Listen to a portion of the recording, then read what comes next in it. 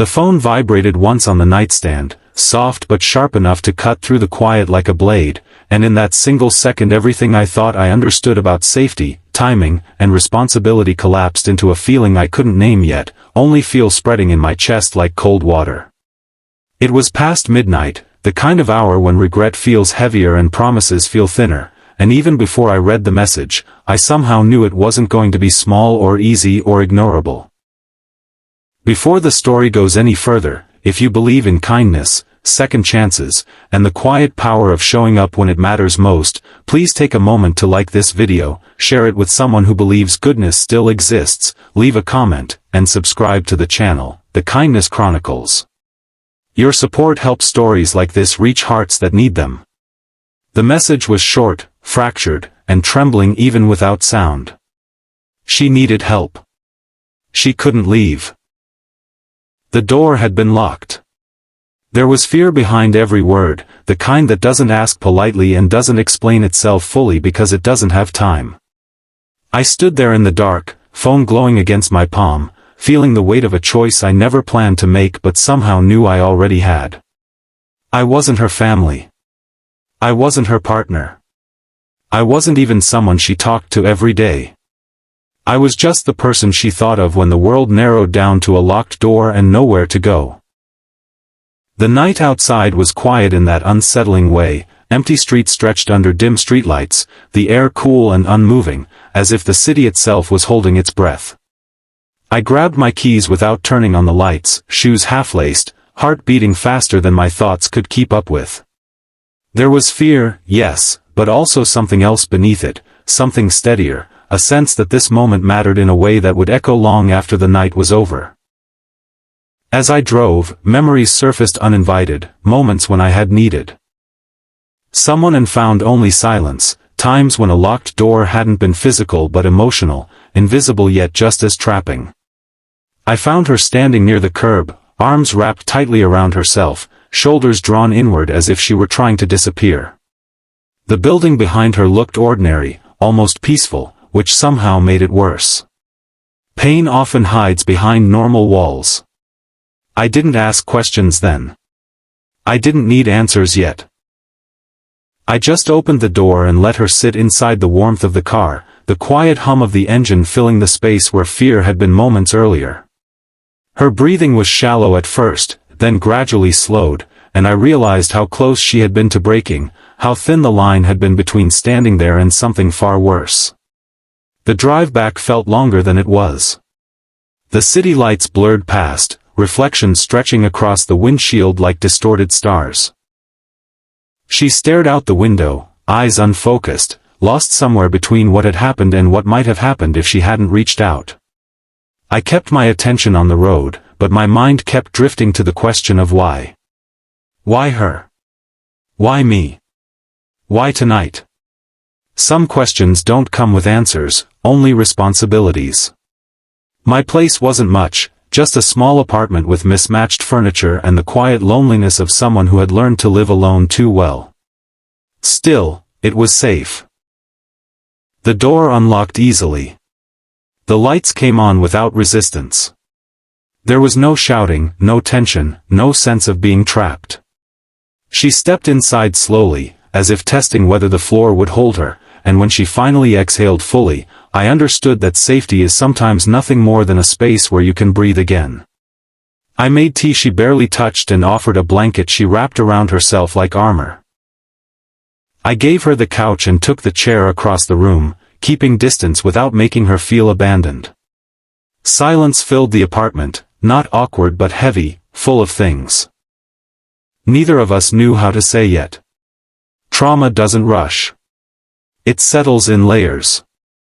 As the night stretched on, fragments of her story surfaced, not in direct words but in expressions, in the way her hands shook when she reached for the cup, in the way her eyes flinched at sudden sounds. She had trusted someone who promised care and delivered control instead. What began as concern had turned into isolation, then possession, then fear. The locked door wasn't just about leaving the apartment. It was about being denied the right to choose. Listening without interrupting, I felt anger rise, not loud or explosive, but deep and cold. Anger at a world that still teaches people to confuse love with ownership, protection with imprisonment. Anger at how often pain hides behind closed doors while the rest of us go about our lives assuming everything is fine because it doesn't touch us directly. That night, it touched me. Sleep came in fragments. Every small noise seemed too loud. Every hour felt fragile. Morning arrived slowly, pale light filtering through the curtains, revealing the exhaustion written across both our faces. She looked smaller in daylight, not weaker, but worn, like someone who had been carrying too much for too long.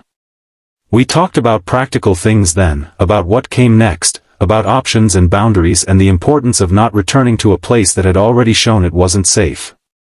The days that followed were not simple or neat. Healing never is.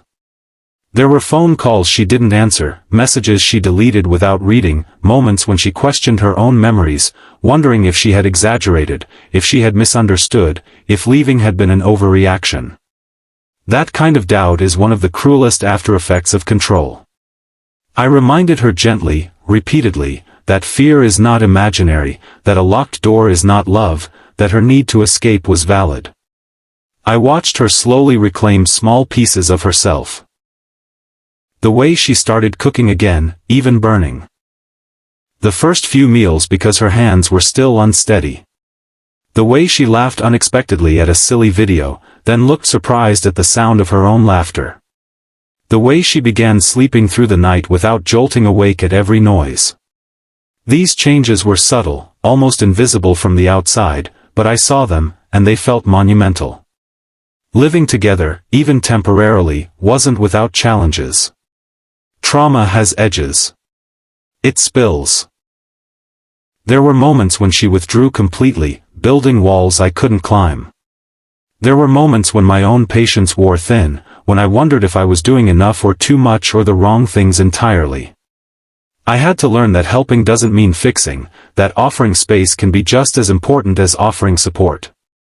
Time passed, marked not by dates on a calendar but by emotional milestones. The first day she went out alone and came back smiling. The first night she slept without the light on.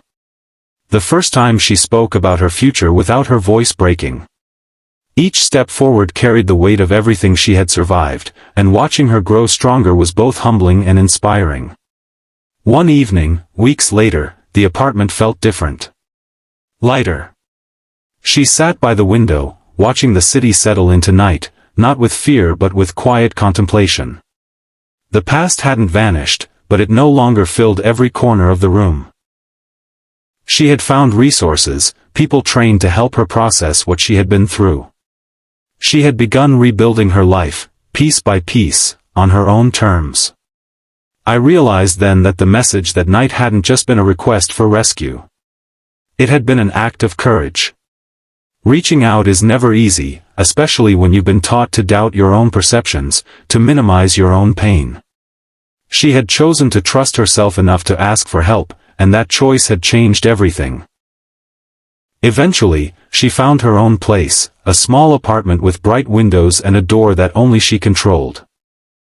Helping her move felt like closing a chapter one would never forget. There was gratitude, yes, but also something deeper, an understanding that kindness doesn't always announce itself loudly. Sometimes it's just a spare couch, a warm blanket, and the willingness to say there is still room. Life moved on, as it always does, but not unchanged. I found myself more attentive, more aware of the invisible battles people carry. I listened more closely. I judged less quickly. That night taught me that being there for someone doesn't require grand gestures, only presence and sincerity. It taught me that safety can be offered without strings, that compassion can exist without expectation. If this story has touched your heart, if it reminded you of a moment when someone showed up for you or when you wished someone had, please take a moment now to like this video, share it, and leave a comment. Your engagement helps stories of kindness and courage reach others who may be standing at their own locked doors, unsure if help is possible. Before this story ends, I have a special request for you. In the comments, please write this line: there's always room for kindness. Write it not just for this video, but as a promise to yourself and to others. Because sometimes, one open door, one safe space, one simple act of humanity is enough to change the course of a life.